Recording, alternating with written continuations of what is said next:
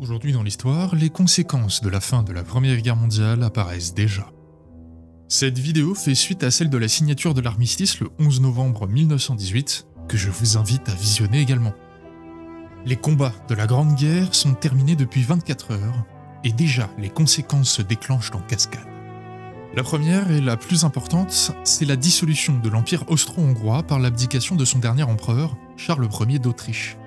Cela a pour conséquence immédiate la proclamation de la République d'Autriche allemande. Dès cette proclamation, les députés de la jeune République émettent leur souhait de se rattacher à l'Allemagne, rejoignant ainsi l'unification des peuples germaniques.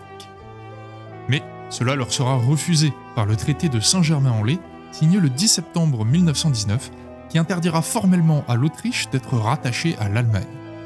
Et, à la suite de ce traité, la première République d'Autriche, qui détient le territoire que nous connaissons actuellement, sera proclamée. En Allemagne, faisant suite à l'abdication du Kaiser Guillaume II, les différents princes et ducs restent des principautés allemandes ayant existé avant l'Empire, abdiquent tour à tour, comme le grand-duc de Hesse, le prince de Lippe ou encore le duc d'Anhalt. Finalement, à l'Est, débute l'occupation de Constantinople par les troupes françaises, britanniques et italiennes qui fait suite à l'armistice de Mudros et qui met fin à la participation de l'Empire ottoman à la Première Guerre mondiale.